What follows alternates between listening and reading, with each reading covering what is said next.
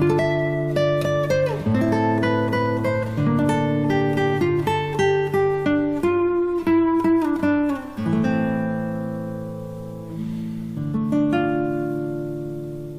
the field of mathematics, especially for students, there are a lot of study guide advices on what are the things that you should do. You should do this, you should focus, you should study, you should not concentrate on other things. Even my previous videos are made mostly on the do's, but there are a lot of things which are the don'ts. I mean to say there are a lot of mistakes and errors that we make while studying mathematics which we are not aware about, which we really do not feel that we are making the mistakes. That is the biggest problem. The biggest problem lies not in making the mistakes, but we are not recognizing those mistakes and we are continuing in the course of study. In this video, what I'm going to do is that I'm going to tell you what are the 10 biggest mistakes that as a student we make, and we really don't realize that we are making the mistakes. The mistakes become an inherent part of our life. The mistakes become something that we see and which we perceive that yes, it is okay. I mean to say they become a part of life, and that is the biggest problem, and we do not really look out for a remedy in which we can come out and rectify those mistakes. So what are the top 10 don'ts? What are the top 10 errors that as a student we make and we don't realize? So in this video, I'm going to talk about those errors and how you should overcome those errors. And these would help you to do mathematics better and most importantly, be aware of the mistakes. Because as we say, failure are the pillars of success. I think it is better to call failures are becoming a part of our success until we realize them and try to get a remedy to come out of that. I am making this video with the first rays of the morning, so it looks a little bit foggy out here. So my kind apologies for that. And my name is Shaunak and I teach in a college. Thank to the subscribers who subscribe and help me growing, and you're watching this video on my channel Physics for Students. The first mistake that we make, not only for grads or undergrads, I think for even school-going students, this become a problem when you're studying, is that do not do mathematics for long hours. I will tell you the reason. When you're learning, for example, I'm taking simple examples like fractions or quadratic equations or Calc 1 or Calc 2 or anything. When you do study mathematics for long hours, after that, when you leave that mathematics and then when you come back, there is a problem in remembering those formulas, etc. Now, what I'm trying to tell you is that if you study, say, for mathematics, for school-going children, I would say, sir, about 30 minutes or 25 minutes. For undergrads and grads, I mean to say, obviously, the number of study hours increases. But do not study for long hours, 3-4 hours continuously. No, study mathematics for about 1.5 hours for grad students or higher studies, or maybe 30 minutes, and then leave the subject. Believe me, leave the subject, study other like geography, history, or maybe statistics or something else, or go out on the park, meet your friends, talk to your parents. What will happen that when you're learning a new concept, say about 30-35 minutes, and when you leave the concept, then when you come back, you forget those formulas, and that is exactly what is required. It might sound weird, but when you forget the formulas, forget the steps, and when you're retrying yourself to frame it back, then you will, maybe you consult your books, or maybe you close down your eyes and try to remember those formulas and the steps and the proofs that you have written previously. Then again mathematics for a few minutes or few hours, again leave, and then when you come back, you will see maybe you remember a little bit, maybe 1/4 of the portion, then 2/4 of the portion. In this way, slowly and slowly, you will realize that you remember all the steps, all the formulas, all the methods, all the proofs. So doing mathematics for long hours actually entangles you in the way of mathematics, and then when you try to perform the same thing on the board or on the examination, you forget.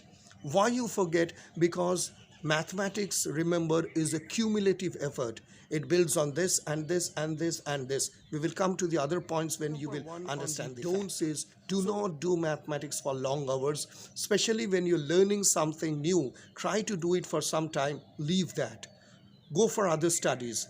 And it is required because mind will forget those things, and it is good to forget because you will again try to remember and remember and remember, and in a due course of time, maybe on the third or fourth attempt, you really memorize, and you practice and repeated practice, and you should allow your mind to forget, and that is the key mantra of one. Do not do mathematics for long hours. Long hours is a very relative word. For grads, for school going children, for masters, and for PhD people, it will differ. So make your own hours, whatever you think it is feasible, but do not sit at a stretch, I mean to say, and do it. Just leave for some time. Obviously, I'm not talking for those who are into research, etc. Definitely you have to stretch for long hours, but just for the people who are just exercising, or you are doing mathematics for the practice or in your college or university days, leave them, because when you come back you will forget, and that forgetfulness will make your brain to redo and redo, and that is how you remember mathematics. So what you saw on your screen is very true. Now, I don't want to undermine anyone's capacity, but the thing is that when you're trying to do too much of calculations in one step, you generally tend to make a mistake. I'm sure that there are people, there are experts. I'm not a mathematics expert, but you try to do a lot of things in one step. But when you're moving up the ladder in mathematics, you will make an error. And the error is something that you really don't realize when you add up certain things in one single step. And then when you try to revisit those steps and like to see, okay, let me see what type of error I have made. Then what happens, you really have forgot because you have entangled maybe 3-4 steps into one step. So for those who are just taking up mathematics as a study, maybe school or college, I would advise this point number 2, that do not try to do too much in a single step. Break up those steps so that even if you're making a mistake in one step, when you're revisiting your mathematical proof or the problem that you're getting, you are in a position that, okay, I can see that step number 3 and step number 4 is wrong, and you have the time and you take up those necessary steps to recorrect them. But if you make up everything, I'm sure you won't realize that you have what you have done actually. So please do not make up many things in one step. Break them up until you're absolutely 100% sure that yes, I am okay with the proof. Now, this is something I would say it is the golden rule of mathematics. Uh, even when I do mathematics at my age, I always keep my mobile, my laptop away from me. And when I'm purely concentrating on a mathematical equation. So these are distractions. I think this is the third time I'm repeating this step, that please digitally disconnect. Keep away your mobile, laptop, PC and everything, tablet, or you have got an iPhone or something, away when you're doing mathematics. That is the best way to focus and focus. Now, when you're doing a research, or maybe for example, very recently one of the subscribers, is a wonderful person from the Netherlands, and he requested to make a video on modular forms, which is a very advanced mathematical tool. To be very honest, I know that, but not fully. So I need to consult the internet and my professors in order to get a more understanding of what is called a modular form. But these are distractions. The moment you are putting up your mobile in front of me, there will be a temptation to see that, check your messages, go to the internet. Maybe for the study also, you might go and study further on those topics. But remember, please, these are great distractions, especially on the digital world. If you are what we call a digital native, then keep those things away and just sit down with your pen and paper and just do the mathematics, just do the proofs, just do the writings and equations, just purely concentrate. keep away those things, at least for the time when doing mathematics. Okay, so this is very, very important. Please do not make your copy untidy. I mean to say, this is not done deliberately. This is not done consciously. But we understand, even I, scribble down certain, equations and numbers in order to just give an understanding. I would request, write on your screen, do not do this, right? And you see right on your screen, try to do this. So you see the second part of the screen, I have divided those in certain boxes and divided it into compartment kind of a thing by drawing lines.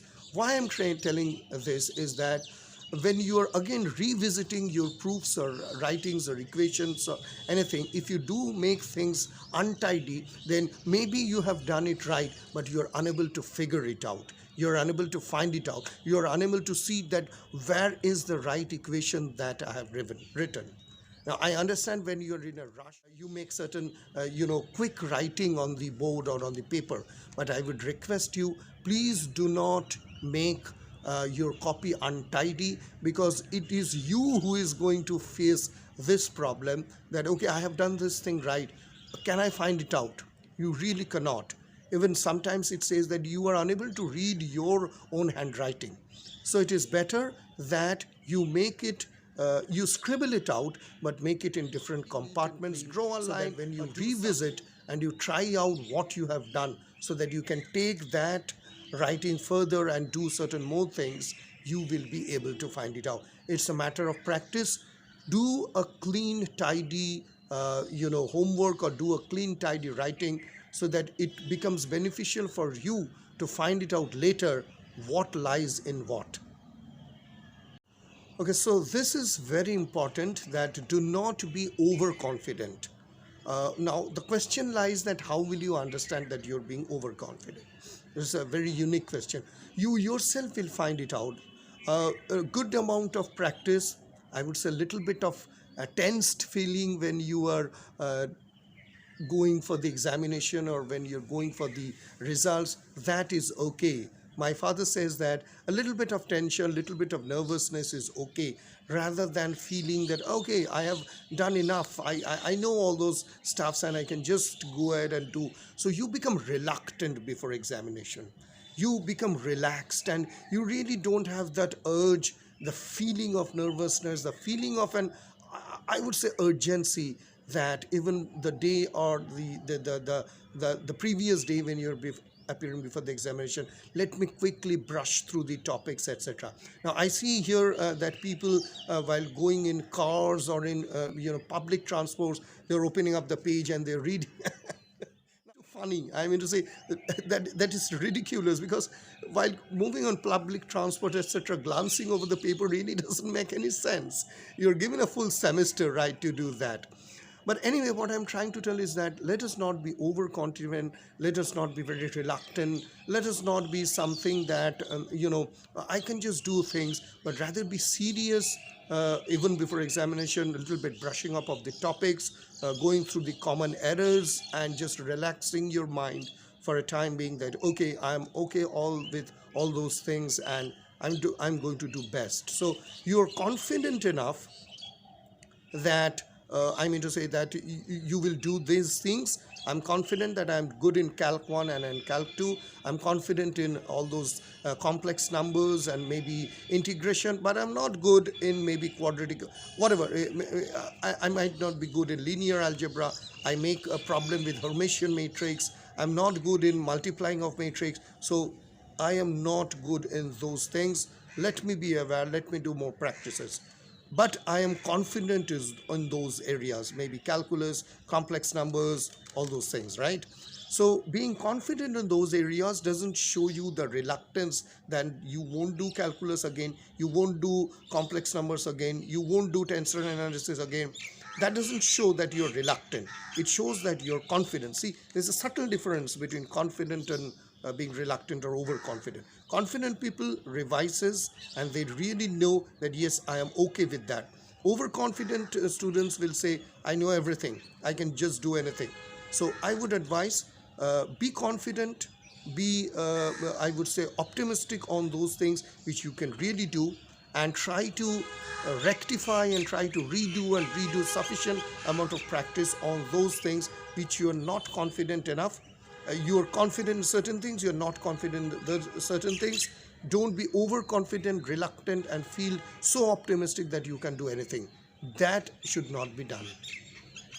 Okay, see, this point is super important. Do not assume that you are right until you check on the calculations. uh, you should take it as a system that each and every mathematics or the equations that you're solving, be it a class or an examination, you really check it thoroughly. And I can guarantee you that when you're rechecking those things, you will find an error. I'm not saying that you will always find an error, but it is not a good way, especially for mathematical undergrads. When you're doing mathematical equations, it's not good that you assume that you do the mathematics and you leave it. I'll tell you, I really don't remember. A few days back, maybe I was doing a Riemann-Nordstrom black hole calculations. I know that I have done a good work and I more or less my equations are good, but still go and recheck. Because, human mind always, I mean to say, most of us, I'm not talking of Newton or Gödel or other people, but our human brain is not always logically wired. I again use this term, logically wired, and that's the reason mathematics come to be difficult. This prime reason that why mathematics is boring or difficult, because our mind is not logically wired. And that is the reason all the other subjects come easy and not mathematics, because other subjects up to certain level do not require our brain to be logically wired. Those unwiring of things, history, geography, etc., we find them easy. We find mathematics difficult because we have to really train our brain in order to become all logically wired. So all those lectures, do's and don'ts, even what I am doing today, is to make our brain trained in mathematics. Right. So redo, recheck on those things, at least the calculations, what you are doing, and then you can say, okay, I'm done with the proof. QED, you can write at the end of the theorem, right? So recheck, and please do not assume. Assumptions are a big mistake. Recheck and assume, okay, fine. Up till this I have done and my proofs are right. So the biggest thing is that do not assume that you're right until you have thoroughly rechecked, and then you finally draw your conclusion. So this is true not only for students but especially for parents or even for teachers. Do not dwell in the past. I mean to say, you will see that even for students, otherwise, we always have a tendency to tell, okay, so that was the way we have done it, and see now the generation has changed. We did that problem in that possible manner. Now there are hundreds and other ways of doing. So what will happen if you keep on digging the past, that have done that was the way things have been done. Now there are different things. Things were much more, difficult during those days. Now it has become much more easier. Internet and stuffs are there, yet you are unable to do. So let us not dwell in the past. Let us not dig what was done, what is being done, but rather to think that this is the way in which we should do. This is the present. This is what we are doing, and let us find out the best way. I'm going to say this can be for anything. I'm not saying for mathematics as a whole, but mathematics, when we are doing whatever the errors we make, the failures, it is good to make failures. It is good to learn from the mistakes, but constantly probing onto the past and thinking that what were the best measures to do in the past, and can we reiterate those things, really telling that mathematics is something which is accumulative in nature.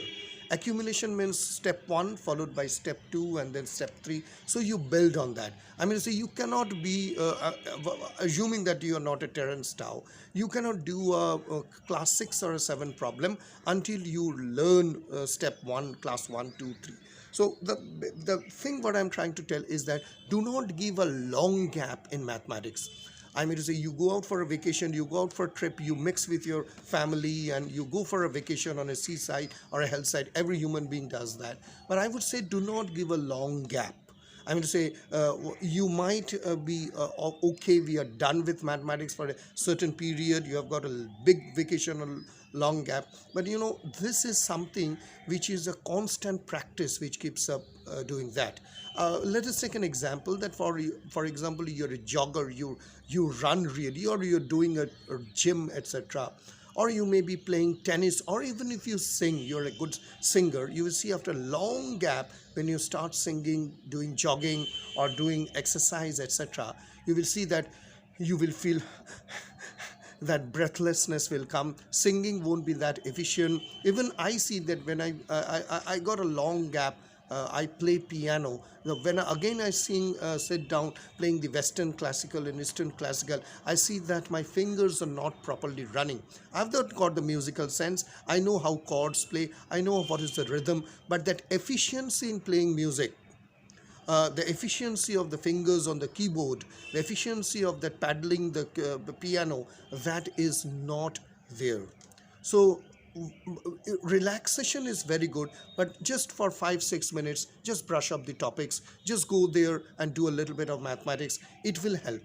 I may say, let us not lose the touch. There is something called losing the touch. So let us not lose the touch, because it is something we really love and we really want to do. Gaps are okay, relaxation sessions are okay, vacations are okay, but let us not give a very long gap. Otherwise, we will lose the touch of mathematics, that efficiency level, those formulas, and the way we do quickly, it would vanish. That's true even if you're singing, playing badminton, etc. The touch generally loses until you practice. So that would be my advice to do.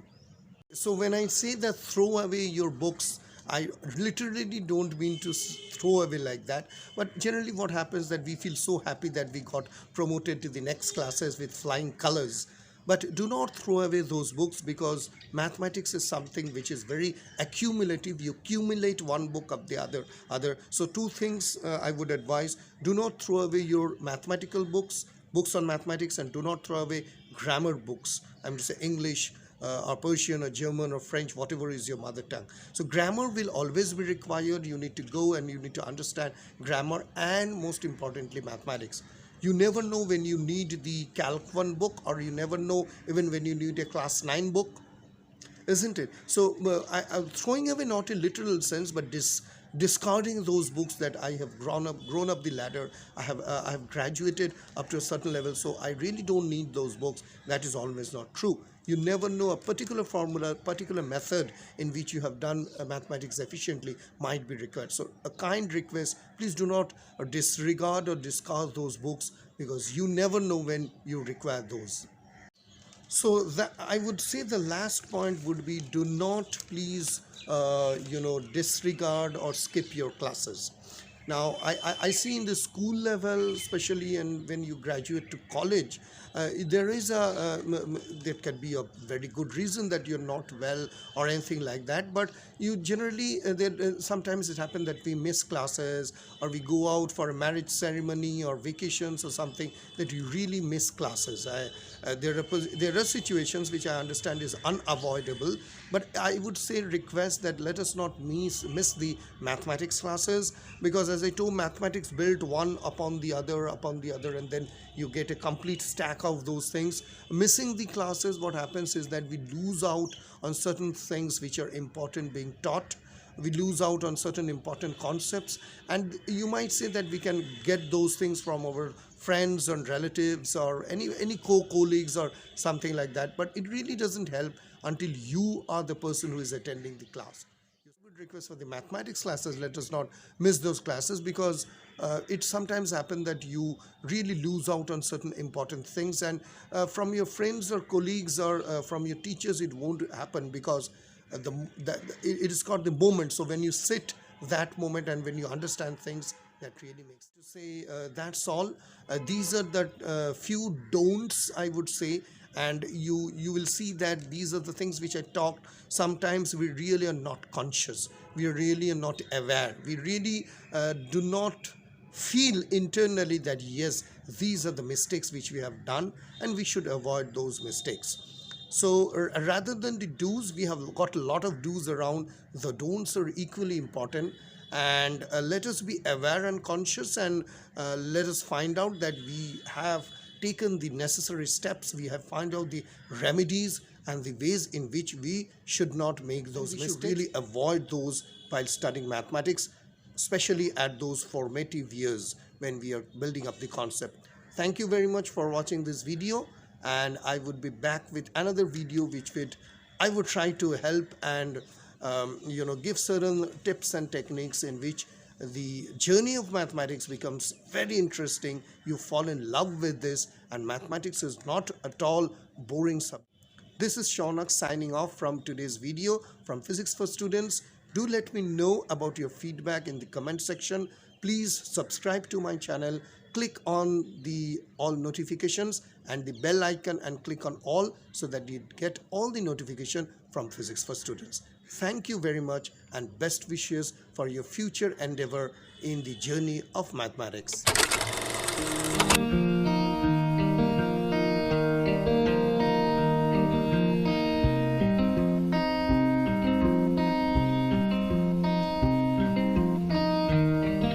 Now, you can be a part of our team.